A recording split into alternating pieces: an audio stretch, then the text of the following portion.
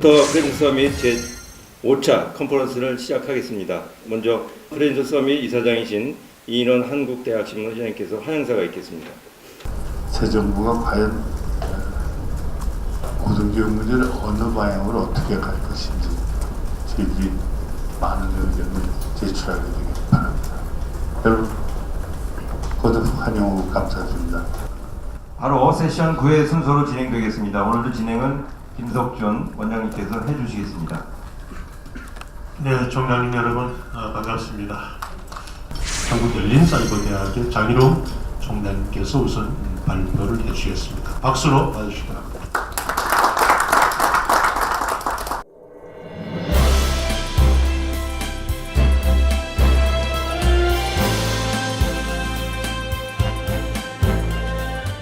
제가 그 공유경제에 관련해서 홍 대표님께서 한번 좀 발표를 좀 해달라고 해서 준비를 했는데 총장님들께서 또 관련돼 있는 부총장님 관련돼 있는 처장님들 잘 아실 걸로 전 생각을 합니다.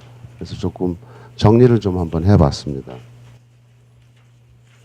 전체적으로는 우리 그 고등교육에 대한 현재 그 처해진 환경이 어떤 것들이 있고 어떤 현재 그 패러다임의 변화 속에서 대학이 어떻게 해야 될 건가, 또 공유경제 확산은 어떤 식으로 하고 또 저희 같은 케이스에는 어떻게 운영을 하고 있고 또 그런 부분에 대한 공유와 융합을 어떻게 할 것이냐에 대해서 간단하게 좀 설명을 드리도록 하겠습니다.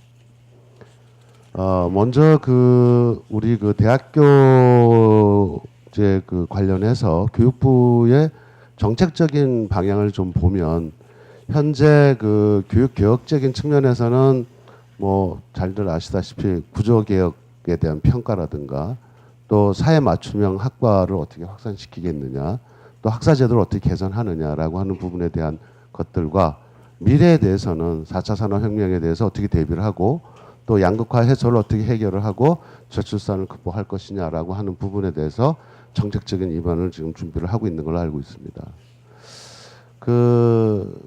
저희 우리나라 대학교에 현재 당면하고 있는 과제가 굉장히 많긴 하지만 여러분들도 잘 아시다시피 지금 인구가 계속 감소되는 현상이고 또 거기에 의해서 결과적으로는 학생 수를 줄여야 되는 그런 이제 문제점을 갖고 있고 또 그렇게 하다 보니까 당연히 등록금 수임이 이제 감소하게 되는 그런 악순환으로 지금 계속되고 있는 그런 상황입니다. 또 하나는 또 이제 전반적인 사회의 환경이 변화함으로 인해서 또 제도적인 측면에서도 개선이 돼야 되고 또 대학의 어떤 자율성이라든가 글로벌 경영력을 확보하자는 측면에서도 여러 가지 형태의 개선 방안이 지금 준비를 또 해야 되는 그런 당면 과제가 있고 더더군다나 또 급격하게 현재 지금 사회 패러다임이 변하고 교육의 패러다임도 급격하게 변하는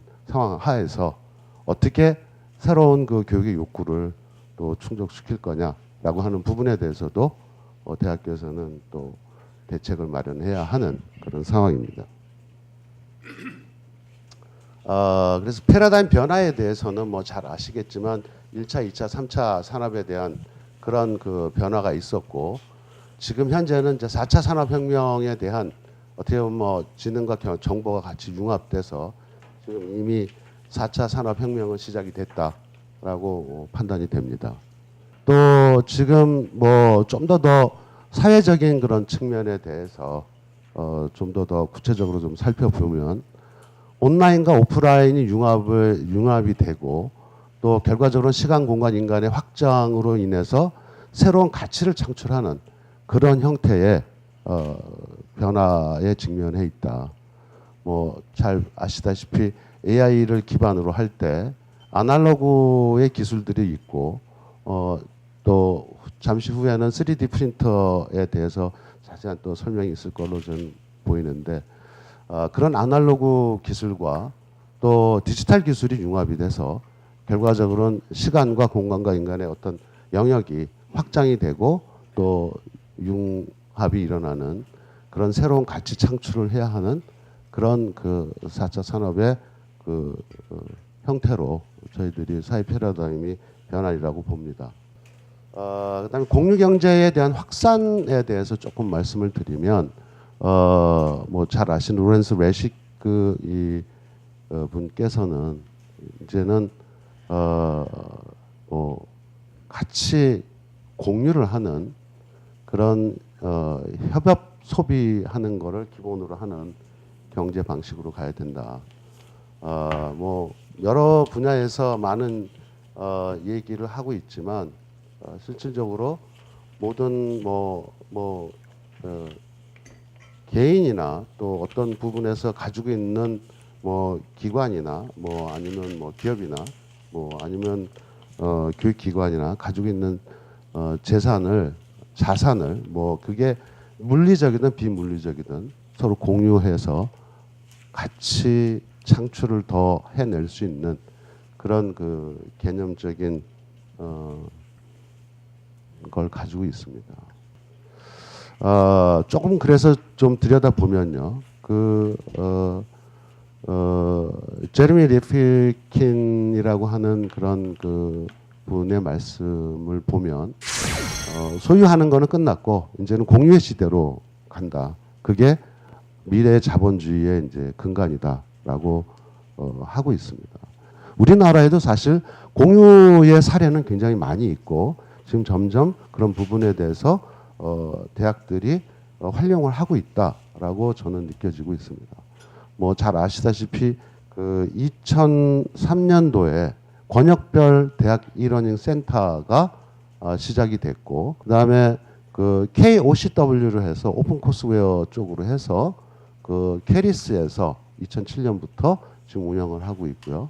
그다음에 뭐 잘 아시다시피 또 2015년부터는 이게 국가 그 평생교육진흥원에서 K무크를 운영하고 있는 걸로 지금 하고 있습니다. 그래서 상당히 좀 활발하게 공유의 경제를 갖고 운영하는 사례가 있습니다.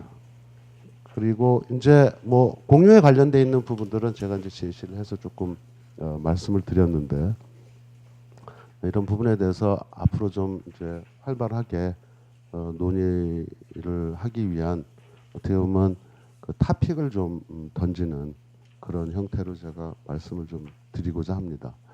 우리 그 플랫폼 뭐 공유라고 하는 부분에 대해서 어떠한 형태가 됐든 이제 플랫폼 안에 물리적인 부분 또 비물리적인 부분을 상호간에 어떤 플랫폼 안에서 같이 공유를 하면서 새로운 경제적 교육적 가치 창출을 충분히 할 수 있다고 생각을 합니다.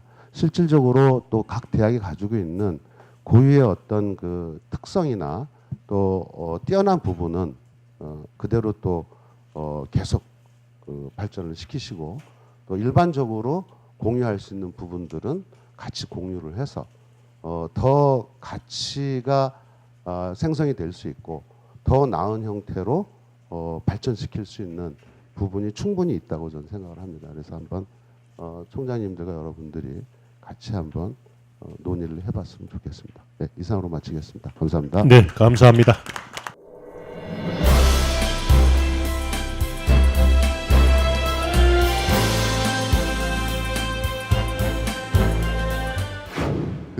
오늘 제가 말씀드린 부분은 사례 위주로 좀 말씀을 드릴 예정이고요. 그 4차 산업혁명 교육과 그리고 공유경제 부분이 주요 핵심 토픽이 될 예정입니다.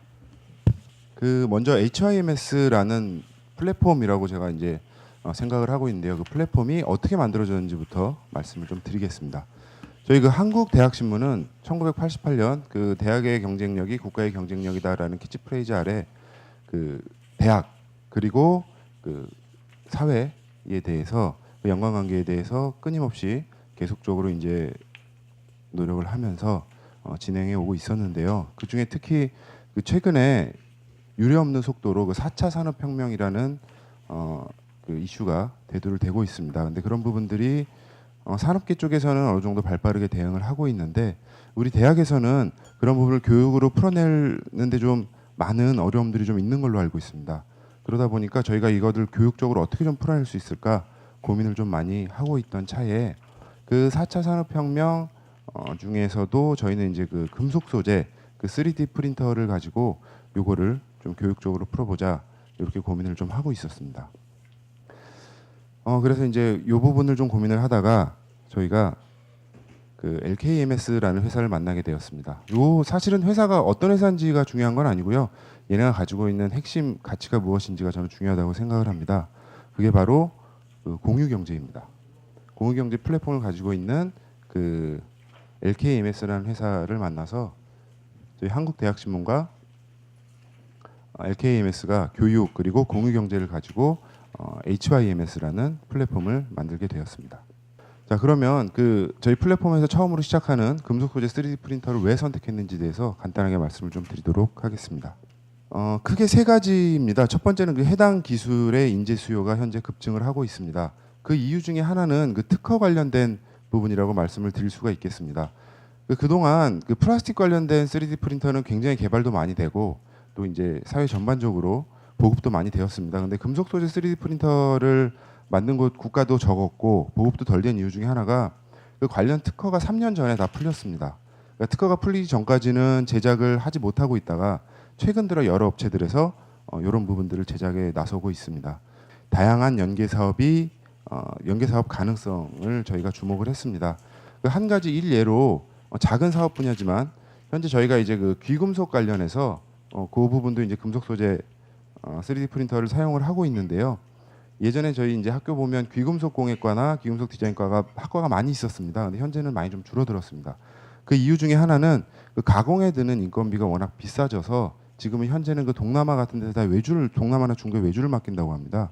근데 이게 문제점이 두 가지 정도가 있는데요. 하나는 이게 금이다 보니까 그 24K 금을 보냈는데 이 가공해서 들어올 때는 그렇지 않다는 문제가 생깁니다. 첫 번째가 그 문제고요. 근데 저희가 이제 이 센트럴에서 개발한 그 귀금속 3D 프린터 같은 경우는 분말만 넣고 도안만 넣어주면 바로 그 자리에서 이제 가공이 가능하고요. 가공 시간은 한 2시간 정도라고 얘기를 하더라고요. 그러니까 금반지 기준으로. 그래서 그리고 금액도 기존에 이제 그 귀금속 하시는 분들이 쓰던 기기에 비해서 그렇게 비싼 금액이 아닌, 그거는 뭐 작은 사이즈이기 때문에 기계가 한 2억 원 정도 한다고 하더라고요. 그래서 이런 것들이 그건 작은 이제 귀금속이라는 분야지만 다양한 사업으로의 연계가 가능하다는 장점이 있어서 저희가 금속 소재 3D 프린터를 골랐습니다. 그 롤스로이스라는 자동차 이제 수제차로 굉장히 이제 유명한 자동차고 사람들이 주문을 받으면 하나하나 이제 제작을 해서 만들게 됩니다. 근데 현재 그 롤스로이스 부품 중에 10만 개를 3D 프린터로 뽑아서 사용을 하고 있습니다. 그 이유는 사람이 수제로 하나하나 제작을 하는 것보다 3D 프린터로 그때그때 뽑아내는 게 비용도 훨씬 더 저렴하고 그 다음에 그 정밀도도 훨씬 높다고 하기 때문입니다. 그리고 저희가 이제 이런 자료를 준비하다가 그 롤스로이스가 BMW 계열사입니다. 근데 미국 BMW 같은 경우는 그 정비소에서 금속 소재 3D 프린터를 하나씩 채용을 해서 쓰고 있답니다. 그 이유를 물어봤더니 고객이 와서 이제 뭐 이게 고장이 났다라고 얘기를 할 때 유럽에서 부품을 들여와서 교체해 주는 시간보다 그 자리에서 도안을 받아서 뽑아내는 시간이 훨씬 빠르다는 얘기입니다. 강도나 이런 부분들의 신뢰성도 있기 때문에 이런 여러 가지 산업 분야에서 금속 소재 3D 프린터가 사용이 되고 있습니다. 요거는 그 롤랜드버거라는 그 미국의 컨설팅 회사에서 조사한 자료인데요. 현재 이제 전 세계에 깔려 있는 3D 프린터의 매출입니다. 근데 아마 2년 내에 그 전체 그 3D 프린터 산업 매출액의 절반 이상이 금속 3D 프린터로 창출될 것으로 전망된다라는 얘기입니다. 이만큼 앞으로의 수요는 높은데 저희가 이제 그 아까 기기값도 그렇고 대학이나 교육기관에서 교육하기가 너무 힘듭니다. 그 장벽이 너무 높고 여기에 대한 전문가도 없고 하다 보니까 그런 부분에 이제 플랫폼을 좀 개발을 해야겠다라고 해서 HYMS를 만들게 되었고요. 거기서 이제 특히 공유 경제에 좀 초점을 두고 만들었습니다. 어떤 사례로 계약이 됐는지 말씀을 좀 드리겠습니다. 그 첫 번째는 100% 교육용입니다. 이게 무슨 얘기냐면 저희 HYMS 같은 경우는 그 출력 사출 그 3D 프린터 사출에 대한 그 서비스 운영 회사도 가지고 있습니다. 그러다 보니까 낮에는 교육용으로 학교에서 운영을 하시고 그 다음에 교육용으로 쓰지 않는 시간에 저희가 그 시간을 임대를 해서 사출을 하고 그걸로 수익을 올리고 리스비를 내는 그런 구조로 계약을 했고요. 요 구조는 보통 산단하고 계약을 저희가 많이 했습니다. 산단 그 사업자죠. 산단 사업자랑 계약을 많이 했고 요 부분 계약 건수가 한 2건 정도 됩니다. 그래서 진행이 됐고요. 두 번째로 많은 구조가 그 학교 기업용입니다. 지금 학교에 기존에 그 3D 프린터를 갖고 그 플라스틱 3D 프린터를 갖고 출력 사업을 하시는 학교 기업들이 굉장히 많습니다. 근데 아까 말씀드렸다시피 플라스틱으로 이걸 출력을 하시다 보면 그 매출액의 한계가 있습니다. 생각을 해보시면 플라스틱으로 만들어진 제품 중에 그렇게 고가가 가는 게 많지 않거든요. 그러다 보니까 그 매출을 좀 등대화하고 어떤 새로운 또 도약을 좀 해야겠다라고 하시는 학교 기업 쪽에서 연락이 많이 왔고요. 이 공유경제 플랫폼이 진행이 되고 있고요. 마지막은 순수 연구용입니다.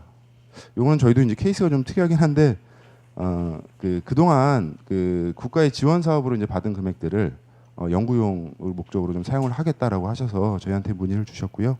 그래서 100% 이제 학교에서 새로운 교육 과정, 3D 프린터, 금속 3D 프린터 관련 새로운 교육 과정을 좀 만드시겠다. 그리고 교육 과정에 대한 부분을 교과부에 인가를 받고 자기네는 이제 남는 시간에 뭐 출력하거나 이러지 않아도 된다. 교육용으로 끝까지 쓰겠다. 그렇게 해서 국가의 지원 자금으로 진행하시는 학교가 한 군데 있습니다. 그래서 그런 부분들을 좀 같이 이해시켜드리고 그리고 또 공유경제에 대해서 좀 새로운 패러다임을 만들 수 있었으면 좋겠습니다. 네, 이상입니다. 네, 감사합니다.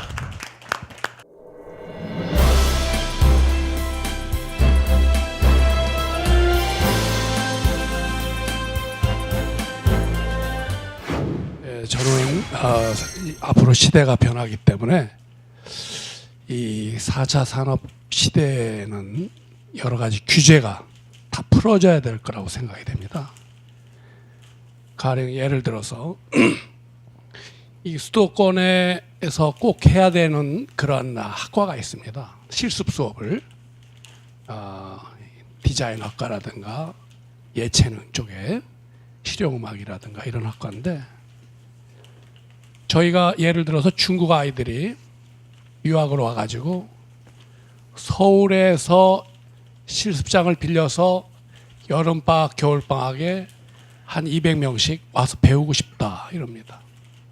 근데 그 아이들은 시골에 있는 학교로는 안 오겠다는 거예요.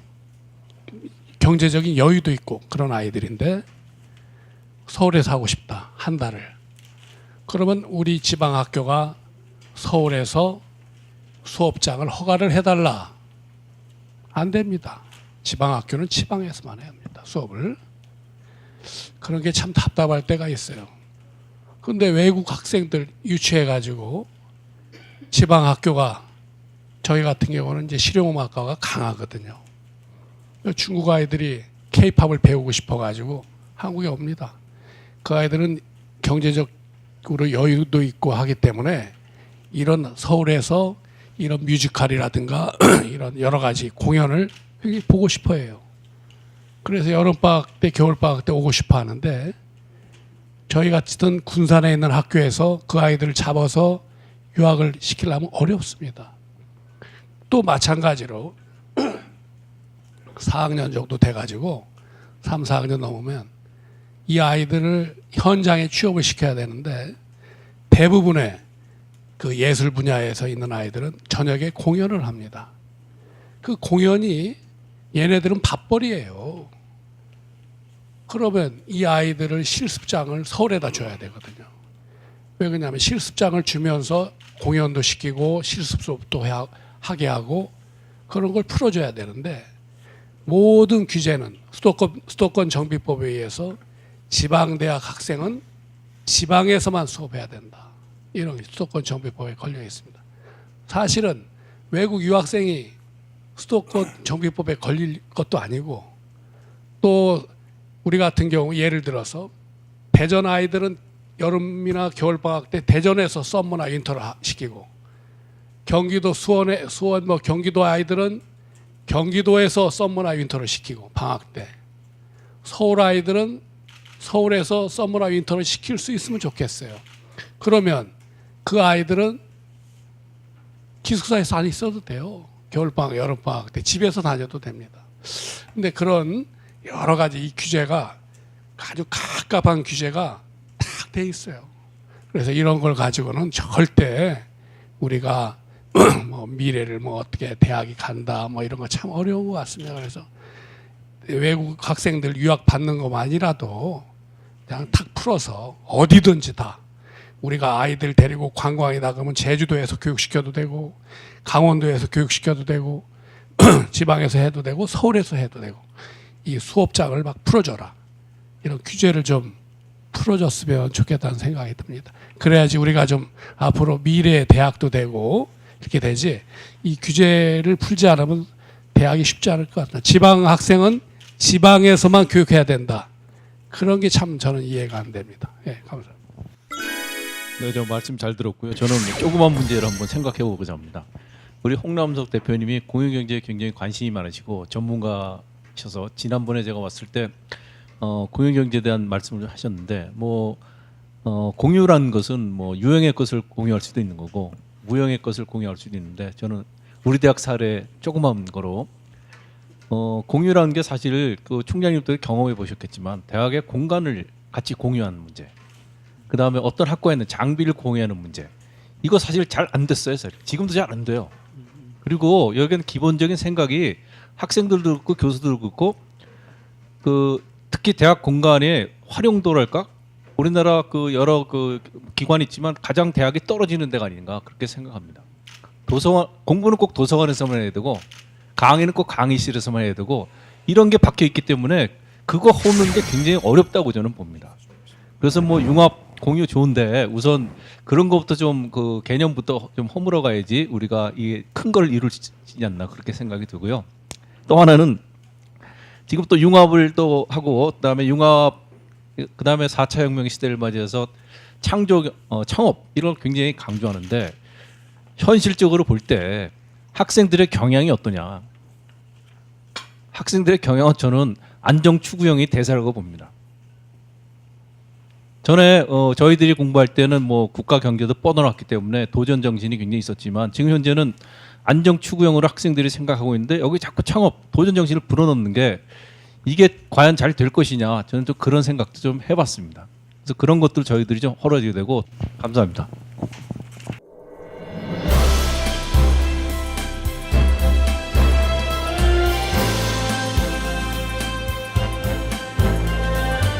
근본적으로 저는 아시다시피 학문 분야나 대학의 커리큘럼은 이제 전문화에서 갈 때까지 이제 사실 전문화로 갔고 다시 회귀해서 새로운 개념으로 융합이라는 이제 개념으로 합을 이제 추구하자 그래서 융합이 됐는데요.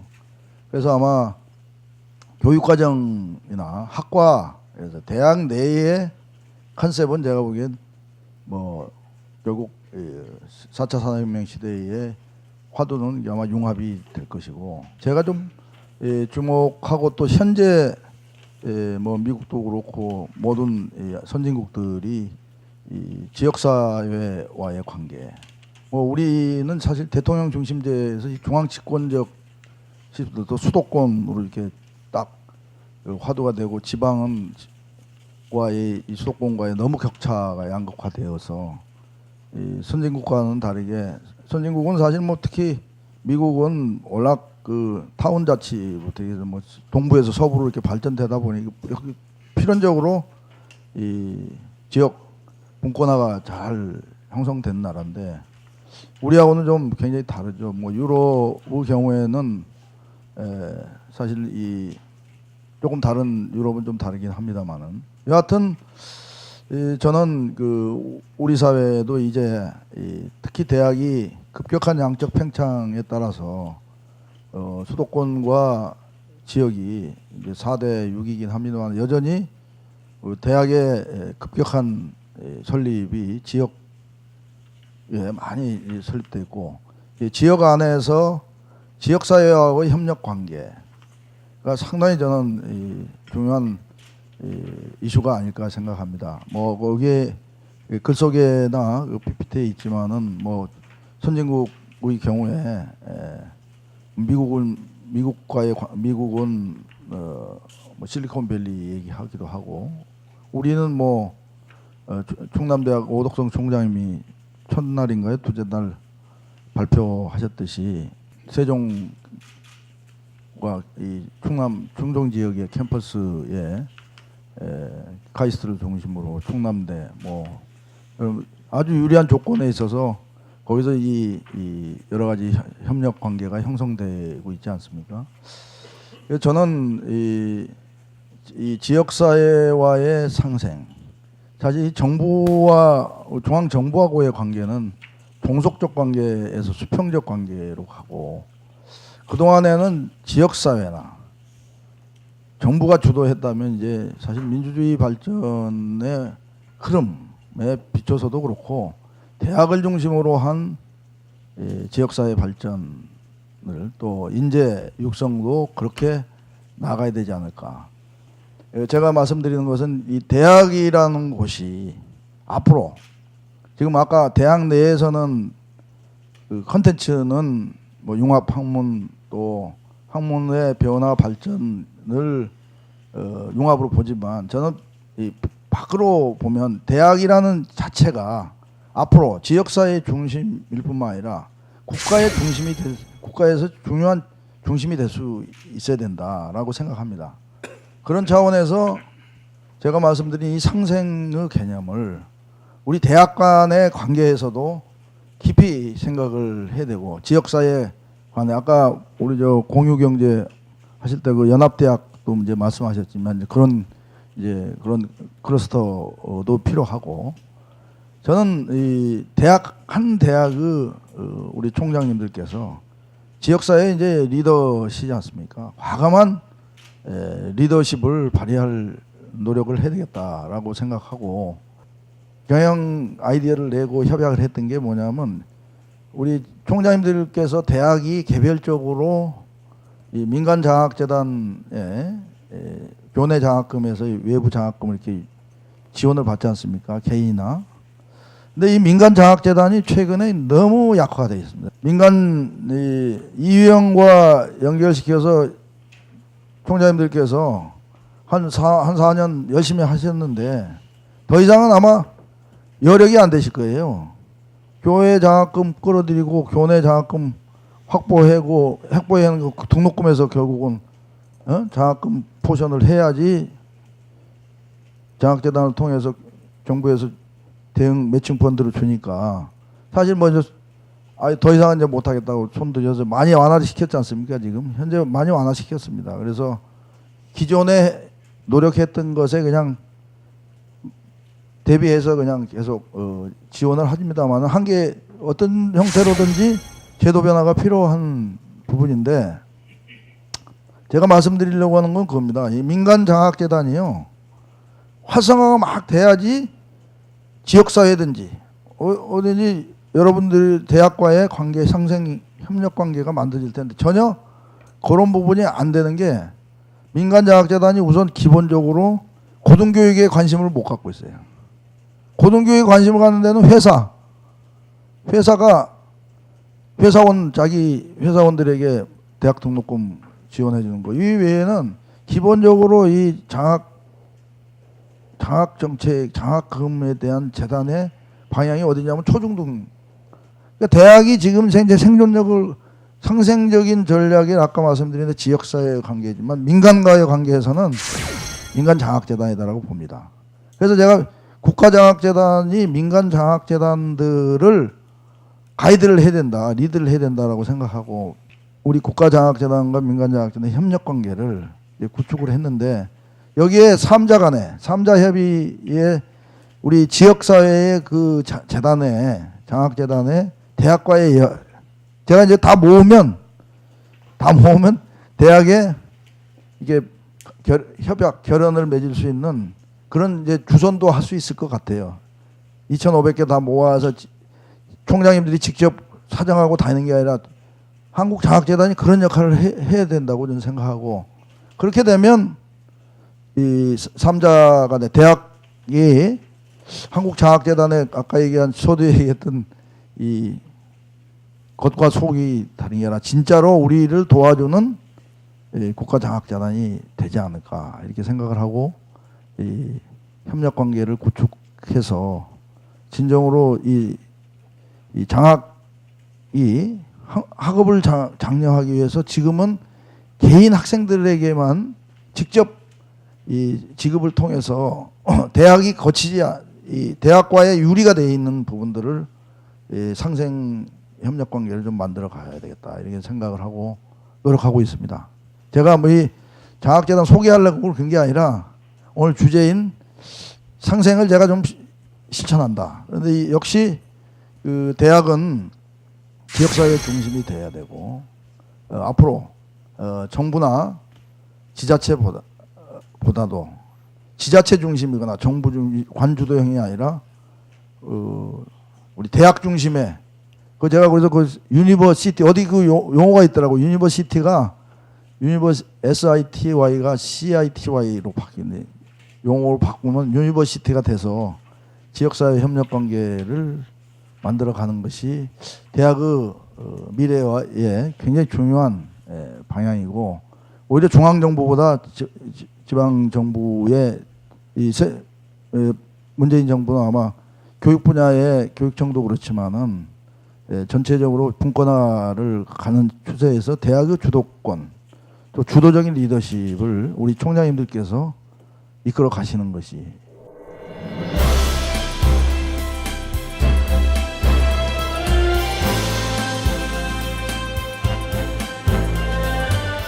우선 그 지방인재 그 장학금은 저는 굉장히 그 바람직하지 않는가.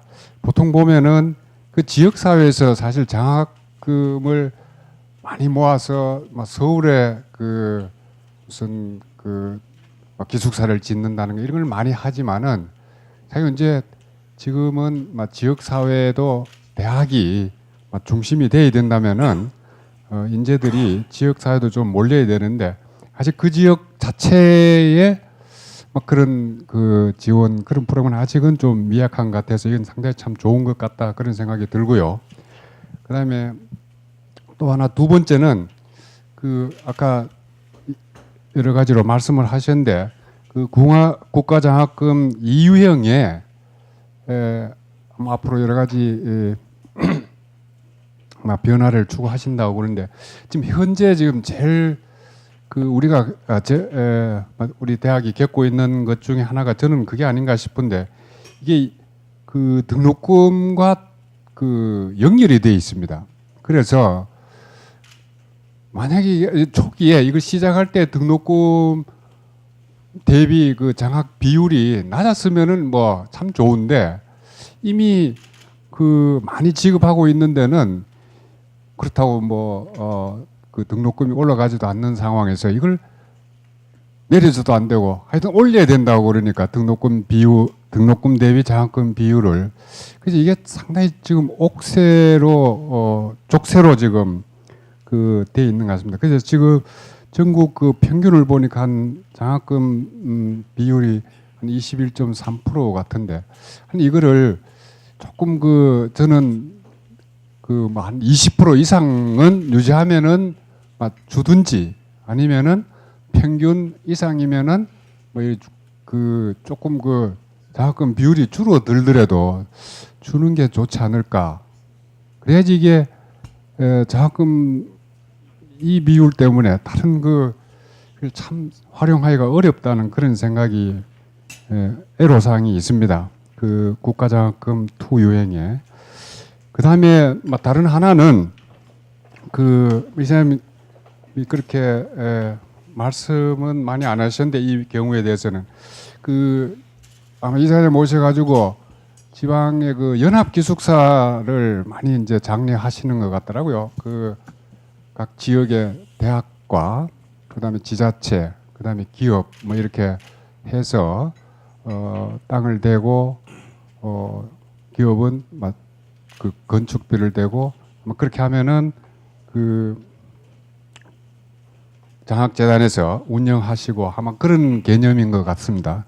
그래서 사실 저는 이걸 제 개인적으로 이 위덕대학은 사실 경주에 있습니다. 그래서 경주시장님하고 포항시장님 이렇게 가서 이런 아이디어를 좀 했더니 시장님들이 다 알고 계세요. 알고 계신데 뭐가 문제냐 하고 물어보니까 이거 원룸업자들이나 그다음에 그 학교 주위에 그 이렇게 학생들 이렇게 편의시설 숙식 제공하는 이 사람들이 그 반대가 굉장히 심하답니다. 그래서 시에서 어떤 땅이 없어서 못 주는 게 아니라 줄 수가 없대요. 그런 것 때문에. 그래서 저는 막 그런 생각이 들었습니다. 이 사실은 현재는 그러니까 그 지역에 공동으로 사용할 수 있는 각 대학들이 그런 기숙사이기 때문에 저는 참 좋다고 생각이 되는데 각 개별 대학의 재정적 부담도 줄여두고 근데 현실적으로 그런 그 지자체가 좀 관여를 꺼려하는 그런 상황이기 때문에 이거를 좀 다른 방법도 한번 생각해 보시면 참 좋지 않겠느냐. 사실 뭐 우리 대학 같은 경우는 사실 땅은 많이 있습니다.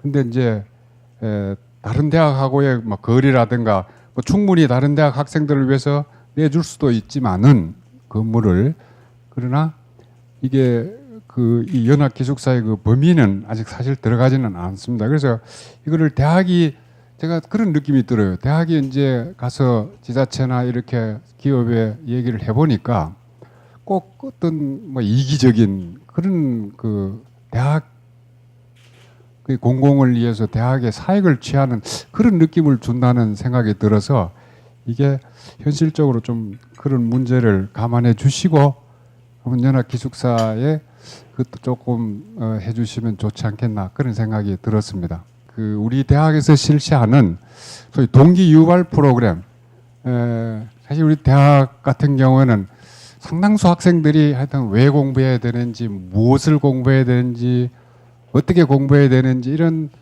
물론 대부분 학생들을 뭐 그렇게 따라가지만은 그게 그래서 이 학생들을 또 뭐 교육을 받을 권리가 있고 어느 수준에 올라가야 되지 않겠냐는 그런 의미에서 이렇게 조사를 해보니까 한 30-40% 학생들을 이런 좀 프로그램이 필요하다. 그래서 어떻게 하면은 동기 유발을 시켜줄 수 있을까? 이런 거를 해서 그 대학 자체적으로 동기 유발 프로그램을 추진하고 있습니다. 하고 있는데 그 핵심은 이제 꼭 공부 아닌 공부로 유명하지 않은 그런 사회의 저명 인사들이나 이런 사람들을 좀 초청해서 강연도 한번 시키고 그러니까 각 분야의 성공자들을 모셔와서 토크를 시키고 그 다음에 학생들을 가능하면은 그 혼자 하는 것보다는 이렇게 팀으로 이렇게 해서 스스로 간단한 임무를 줘서 그거를 수행해 보는 그런 거. 그 다음에 이제 마지막으로는 자기 했던 역할 이런 것들을 꼭 이제 기록으로 내가 왜 하는가, 뭐 하는가 이런 것들을 느낌을 적도록 해서 이 1학년들을 상대로 해서 지금은 한 학기 그러니까 한 학기에 2시간 그다음에 해서 1년에서 한 또 2시간 해서 4시간 그렇게 하고 있습니다. 하고 있는데 이렇게 해보니까 그 의외로 좋은 그 효과는 있는 것 같습니다. 그래서 있는데 이게 문제는 그 역시 학생들 이런 프로그램을 하면 돈이 많이 드는 것 같아요. 돈이 많이 들고 그래서 그 다음에 또 이 한 학년을 통째로 하다 보니까 너무 많은 학생들이 좀 우리가 다뤄야 되는 한 곳에 모아서 다뤄야 되는 그런 문제가 있는 거예요. 그래서 앞으로는 이걸 조금 더 세분화해서 정말 왜 공부해야 되는지 모르는 이런 동기가 필요한 사람 학생들 그다음에 또 정말 공부를 하고 싶은데 학습 능력이 좀 모자라는 이런 학생들 그다음에 이제 일반적으로 좀 소위 인격 수양이나 이런 그런 측면에서 네트워크를 형성할 수 있는 이런 협업 이런 거를 할 수 있는 이렇게 좀 나눠서 해 보면 좋겠다 하는 그런 생각은 들고 있습니다. 그런데 어쨌든 이게 해보니까 그 사실 돈이 좀 많이 드는 것 같습니다.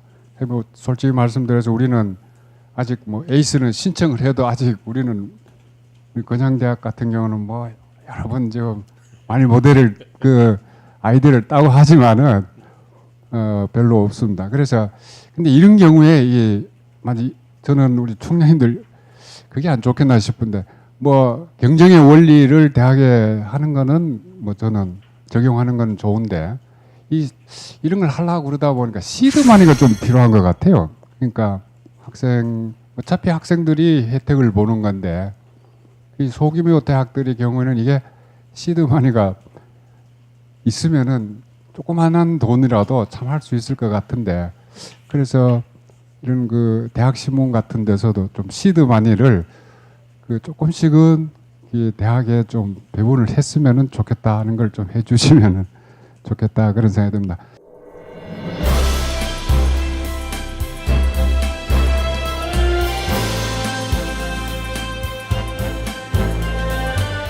대학의 대응 전략과 대학 교육 혁신 방향을 강구하기 위해 우리들은 2017 프레지던트 서밋에 참여해 4개월간 6회의 컨퍼런스를 진행했으며 그 논의 결과를 토대로 문재인 정부 출범에 발맞춰 대학의 미래지향적 위상을 새롭게 하고 고등교육 발전을 위해 국회 차원의 법, 제도적 개선과 협조를 요청하며 다음과 같이 건의한다. 1. 4차 산업혁명의 핵심 기술인 인공지능과 로봇, IoT와 클라우드, 빅데이터, 바이오, 자율주행 자동차 분야 등의 기술적 진보와 관점을 공유하면서 4차 산업혁명 시대를 통찰하는 국가적 로드맵과 전략이 마련되고 추진되어야 한다. 1. 4차 산업혁명 시대는 대학 간 산학협력을 넘어 산학 일체로 나아가야 하며 대학 특성화를 바탕으로 학, 연, 산까지 범위를 넓혀 기술과 연구 성과를 공유하며 아울러 대학 창업과 벤처를 육성 지원할 수 있는 법적, 제도적 지원을 요청한다. 1. 4차 산업혁명을 주도하자 창의적이고 다양한 혁신, 융합교육을 기획, 추진하는 대학들을 제약하고 있는 불필요한 규제를 완화하고 대학 환경 변화에 따른 고등교육 정책에 대학의 목소리를 반영하며 새로운 대학 모델 창조에 노력해야 한다. 1. 대학의 재정적 어려움은 갈수록 가중되는 상황에서 이를 해소할 수 있는 정부의 재정 지원 방안이 절실하며 대학 구조 조정이나 평가 등에서도 규모나 지역, 설립 이념, 특성화 분야 등을 고려해 개선해야 한다. 1. 새 정부의 고등교육 정책은 전적으로 대학의 자율성을 보장하고 대학 스스로 생존 전략을 찾아 경쟁력을 키우는 데 초점을 맞춰야 하며 4차 산업혁명 시대 중추적 역할을 할 수 있도록 고등교육 방향의 중장기적 비전을 마련하고 현실적 정책 수립과 집행에 노력해야 한다. 2017년 6월 9일 대학 경쟁력 네트워크 UCN 2017 프레지던트 서밋 총장단.